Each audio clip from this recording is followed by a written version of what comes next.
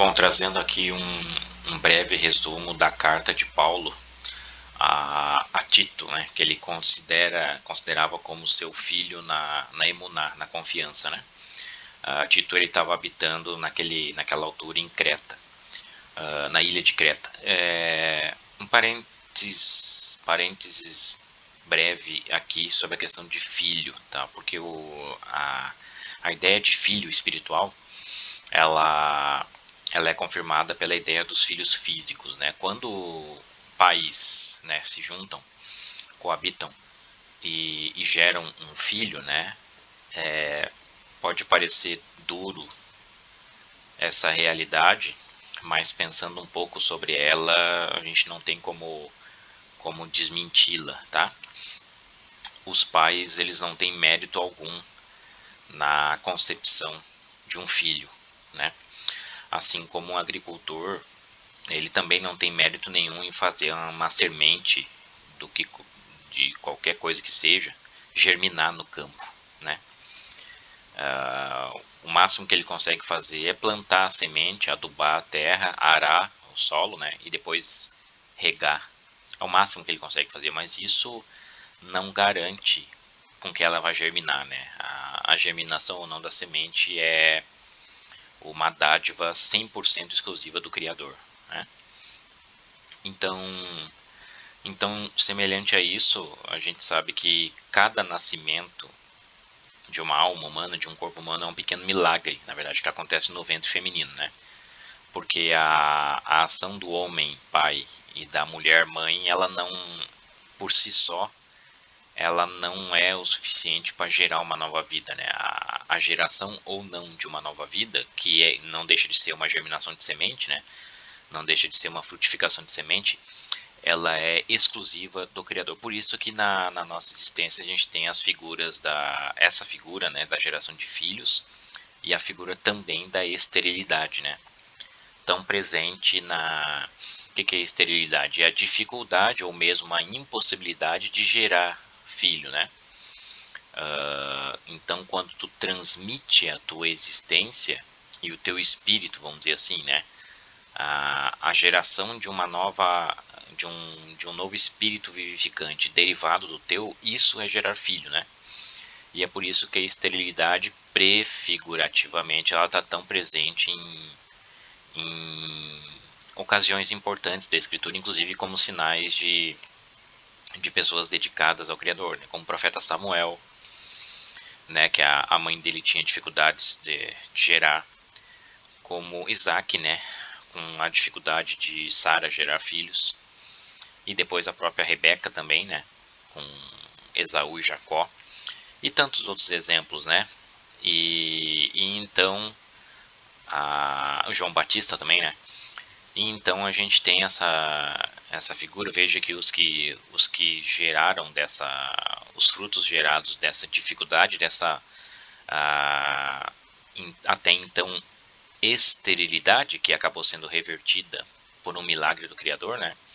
Os frutos gerados dela ao longo da escritura são filhos que serviram como prefigurações importantes, né, das coisas dele, né? Inclusive alguns tipos do Messias, né, tiveram a história assim, né? Então, ao longo da história de Israel. Então, isso é um evento físico, né? É uma estrutura da realidade física que rebate o espiritual, né? Quando a gente consegue transmitir o nosso espírito para uma outra pessoa, e isso não significa desenvolver uma pessoa para ser a tua seguidora ou completamente dependente de ti, não, até porque os pais também não geram os filhos com esse pensamento, né? Os filhos, a partir de certo momento, eles também têm a sua independência e também são espíritos distintos dos próprios pais, certo? Certo? Então, ela não, isso não significa uma submissão perene aí, mas apenas que um despertamento que tu consegue fazer com qualquer outra pessoa, ou a simples transmissão dos entendimentos que tu tem a outra pessoa, e isso pode ser comparado à geração de filhos, né? Porque, né, assim como eu comentei a questão das sementes, né, no campo, e também a própria geração de filhos, né, do humanos, o mérito dessa transmissão não é nosso de maneira nenhuma, né, mas do Criador, né. Então é uma sombra bem clara disso. Então aqui ele, fechando parênteses, né, Paulo que disse que Tito era filho dele na fé, né, porque fé é o termo paganizado, né, a gente tem o termo emuná em hebraico, que é aquela confiança no caminho, que é a Torá, o caminho, a jornada, né, no caminho firme, não sem se desviar, né, é isso aqui que é o significado do termo, tá. E então isso significa que esse cidadão aqui, Tito, ele absorveu o entendimento, ou parte dele, que Paulo tinha, Paulo Shaul em hebraico, né, que é um nome similar a Saul também, né, chamado de Saulo, Saul. Paulo depois foi a versão romanizada, já que ele andava por todas as regiões do Império Romano, e ele tinha a cidadania romana, né, então Paulus é um nome latino, né, mas o nome dele de nascença hebraica era esse aqui, né. Então, portanto, esse Tito aqui foi alguém que absorveu e aprendeu, de certa forma, a parte do espírito que Paulo tinha. Por isso que é chamado de filho, filho na fé, certo? A frase que abre a carta é que o pleno conhecimento da verdade é segundo a piedade, né? Isso aqui já é talvez poucos versículos, né? Ou poucos versos do que foi deixado escrito aí pra gente podem resumir de uma maneira tão sintética as escrituras como esse, né? Que o conhecimento da verdade é segundo a piedade, a compaixão, certo? Em suma, isso resume praticamente tudo do que o Messias nos ensinou. Né? Aí depois ele comenta que as características necessárias e convenientes para os orientadores da tenda, né, a tenda do ser, que a gente pode chamar de igreja, são orientadores apenas, tá? Não existe aqui de maneira nenhuma uma formalização de cargos e de hierarquias formais, tá? Isso não existe de jeito nenhum no que eles chamavam lá de igreja primitiva, que na verdade é a tenda do Altíssimo, né? Recém-inaugurada, vamos dizer assim, lá naquela altura, né? Naquele cenário temporal, ela tinha sido recém-inaugurada pelo Messias, né? É claro que o Messias já estava sacrificado desde a fundação do mundo e que o próprio Adão, mas Moisés também, Abraão, Elias, enfim, tantos outros, né? Os profetas, Samuel, todos eles também fazem parte dessa tenda, certo? Mesmo tendo se manifestado temporalmente, ou seja, na nossa escala de tempo, antes mesmo do próprio sacrifício do Messias, né? Mas assim, figurativamente falando, ali ela estava recém-inaugurada. Então, se vocês lerem Atos lá tá bem claro as descrições do que acontecia naquele tempo e como as pessoas viviam, né? Compartilhando bens, ninguém tinha a propriedade formal de bens, mas tudo era compartilhado uns com os outros, né? Havia uma espécie de nivelamento de provisões, né? O interesse de todos ali, na verdade, era apenas pela sobrevivência, era ter o que comer, ter o que beber e ter o que vestir, não cobiçavam nada mais que isso, né? E pessoas com mais dificuldades para ter essas provisões, elas recebiam ajuda de quem tinham mais facilidades, né? Então era bem claro que isso acontecia lá e, portanto, não existia nenhuma espécie de hierarquia. Existia sim o respeito de uns pelos outros e, claro, a consideração de pessoas como Pedro, por exemplo, e João, que andaram lado ao lado do Messias, né? Estarem ali postos quase como pilares, né? Tiago também, né? Pilares dessa nova mensagem, né? Pela proximidade deles com o próprio Messias e depois também mais tarde veio o próprio Paulo, né? Mas não passa disso, né? Não é apenas um respeito informal e não uma hierarquia formal, né?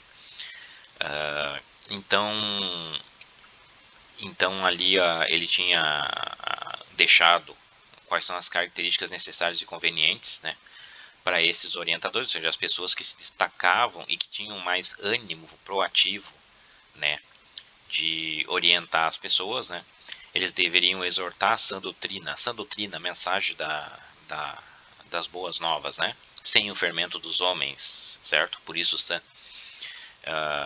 E deveriam repreender os que se desviam, né, dando ouvido a fábulas judaicas, ou seja, histórias da carochinha lá contada pelos defensores da lei, pelo farisaísmo, né, pelos saduceus, pelos religiosos, né, dentro da lei mosaica, e a mandamento de homens, né, aqueles que o Messias tanto combateu, né.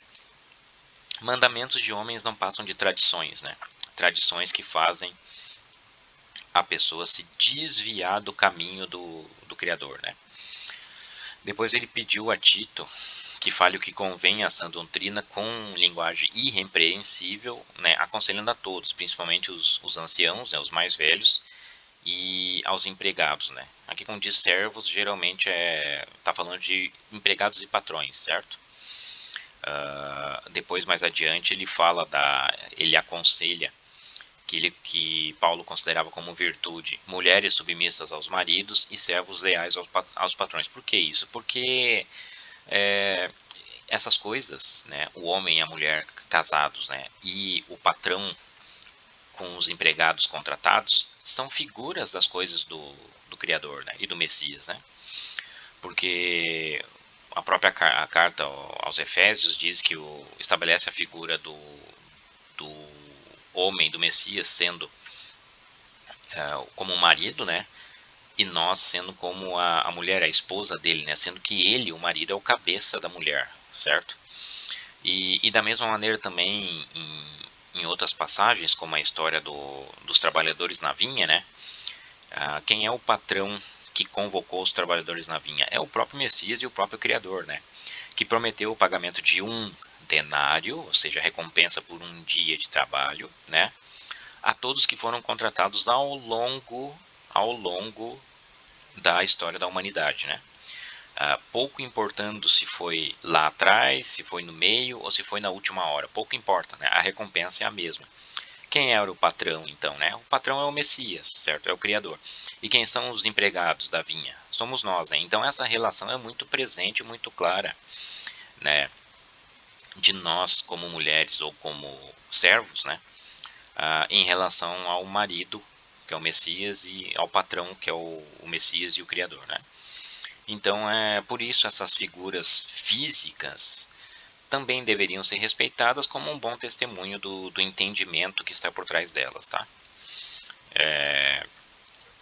Ele comenta aqui que quando apareceu a bondade do Criador, que não veio por causa das nossas obras, né? Não foi porque a gente merecia a bondade dele, mas pela misericórdia infinita que ele tem, né? Ele nos salvou mediante o lavar da regeneração e a renovação pelo Espírito. É isso que é a ideia do batismo, né? O conceito de batismo está aqui, né, no terceiro capítulo da carta ao Tito, no trecho do 3 ao 7. Tá? O batismo é o lavar da regeneração, a gente foi regenerado como corpo, como templo, tá? E renovado pelo fogo, pelo Espírito. Né? Por isso que o batismo, como diria o Batista lá atrás, né, João Batista, diria que o batismo nosso é pelo fogo do Espírito, né?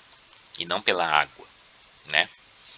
Pela água ele fazia apenas como uma figura, né? Mas aquele que viria a trazer o batismo pelo fogo, que é a renovação pelo Espírito, né?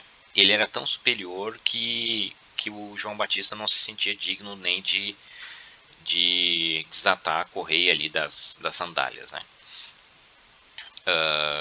Depois que Tito proclamasse o aconselhamento de Paulo, né, que Tito proclamasse aos homens a aplicação às boas obras, mas que evitasse questões tolas como genealogias e debates acerca da lei, de novo partindo para o judaísmo, né, para evitar os tropeços das seitas judaicas lá, porque isso são coisas inúteis e vãs, né. E depois uma divisão clara sobre o que ele colocava como virtude e como desvio, né? Desvio, lembrando a ideia do desvio do caminho, que é o conceito hebraico de pecado, certo? Ser hospitaleiro, ou seja, receber as pessoas em sua casa. Abraão fazia isso, né? Abraão, ele tinha sempre comida, pão e outras benécias também sempre à disposição nas tendas que ele habitava, justamente para oferecer aos forasteiros, né, aos viajantes. Ser sóbrio, ou seja, ele não ser que depois quando ele fala dos desvios, ele falou ser dado ao vinho, né? Então uma coisa tá linkada com a outra, né? Aqui não existe nenhuma proibição quanto ao consumo de bebidas alcoólicas, como os fariseus da era moderna eles querem aplicar, né? Os fariseus, né, da era moderna, as fábulas judaicas e os mandamentos de homens de hoje, certo? Eles querem aplicar, não existe proibição nenhuma de tomar nenhum tipo de bebida alcoólica, mas que apenas tu não seja idólatra, né? Porque isso é um tipo de idolatria, a, a beberagem, né? A embriaguez, assim também como a glutonaria, né? As mesmas seitas que hoje, ainda hoje, tá? Falam sobre as fábulas judaicas, né? Essas fábulas judaicas e esses mandamentos de homens, né? Que falam que é pecado e que você vai para o inferno, entre aspas, romano, né? Se você toma uma gotinha qualquer de bebida alcoólica, né? São os mesmos que sentam nas mesas, né? E comem como hipopótamos, né? Comem como porcos. Né? Ou seja, assim como a embriaguez, quando a pessoa se dedica demais ao vinho, né? Não é que ela toma vinho, mas ela se dedica demais de uma maneira idólatra, né? Ela passa a conduzir o centro da vida dela. A bebida forte, né? É uma maneira, é a mesma idolatria da glutonaria, que é quando tu vive para comer, basicamente, né? Tu serve ao teu ventre, né? Engraçado que essas seitas que hoje proíbe o consumo de bebida alcoólica, todos eles, para não dizer 100%, 90% são glutões, né? São glutões. Eles engordam de uma maneira desesperada porque aplicam ao comer e ao beber a confiança da vida deles, né? O prazer principal e o centro da vida deles, né? Isso também de maneira nenhuma é espiritual, certo? Isso é apenas a saciedade, a servir ao próprio ventre, é uma saciedade de algo carnal. Então ser sóbrio é isso, tá? É não ser idólatra de bebida qualquer que seja, né? Justo, não precisa nem dizer, piedoso, porque ele abriu a carta dizendo que o conhecimento da verdade é segundo a piedade, né? Temperante, casto, né? Não ser dado à fornicação e Por que a fornicação? Porque a fornicação ela é um símbolo que rasga a prefiguração do casamento justo entre um marido e uma mulher, né? Assim como o Criador aborrece o adultério, né? A castidade está diretamente relacionada com isso, né? Manso como humilde manso como o Messias né? Manso e humilde de coração, né? E obediente, a mesma obediência que Abraão tinha e tantos outros tinham, né? Aí que ele fala da questão das mulheres e em relação aos maridos, assim como os empregados em relação aos patrões, serem figuras essa obediência, essa submissão ser figura das coisas do Criador, né? E como dizia o adultério, que está linkado com a castidade, né? A dissolução, que tá ligado com a ordem, né? Com a obediência, né? Desobediência linkado com a obediência. A soberba, né? Quando tu é manso, tu não é soberbo, né? Existem algumas seitas aí, seitas de fábulas judaicas e de mandamentos de homens, não é mesmo? Que diz que tu tem que ser revoltado, né? Que a revolta de não sei do que ela é bem vista pelo Criador revoltado. Mas não é o que a Escritura diz, né? A mansidão é justamente o oposto da revolta, né? Em nenhum momento está nem na Escritura e nem e das coisas que o Messias nos ensinou, e nem nos que repercutiram os ensinamentos dele, como os apóstolos, né? E como Paulo, por exemplo, que é um exemplo disso, né? Nenhum deles tratou disso, tá? Com um comportamento revoltado seja bem visto. Antes, pelo contrário, o comportamento de mansidão é que é um exemplo da imagem do Messias, né? Então, soberba, inveja, insensatez, né? Insensatez lembra a questão do homem sensato que edificou a sua casa na rocha, né? A rocha que é o Messias, né? E daquele que é insensato e edificou sobre a areia, né? Sedado ao vinho, linkado com a sobriedade, né? Infamador, espancador, né? Caluniador e cobiçoso por ganância, né? Isso tudo são desvios, tá? Cobiçoso por ganância, parece que a turma das fábulas judaicas e dos mandamentos de homens parece que pratica bastante isso aí hoje, tá? Basta vocês olharem para o lado aí, ou mesmo ligarem a televisão aqui no Brasil, né? Ligarem a televisão nos canais UHF, por exemplo, da TV aberta, tá? Vocês vão ver eles praticando as fábulas judaicas, né? Impondo mandamentos de homens às pessoas e que não se afirmam, não tem alicerce nenhum nas escrituras, e cobiçando por pura ganância, servem ao próprio ventre, tá? E aí chegou o fim a carta, né? Uma mensagem clara de coisas que... Mas quando a gente olha esses registros históricos, né? Essa carta que certamente foi escrita há pelo menos ou quase 2000 anos atrás, né? Elas têm assuntos tão recentes, tão presentes e tão atuais, né? Que fica claro para a gente, né, a questão das coisas espirituais e por que as ideias espirituais elas transcendem o tempo e elas são eternas para trás e para frente, né? O espiritual é o que fica, é o perene, né? Independente da confirmação física que ela possa ter ou não, né? Uma carta dessa aqui mandada a qualquer conjunto de pessoas em determinada localidade, que a gente pode chamar como a tenda, né? Como igreja, mandada hoje, ela ainda continua incrivelmente atual, né? Isso aqui foi escrito há 2000 anos atrás, mas se mandasse ainda hoje, ela estaria perfeitamente atualizada, né?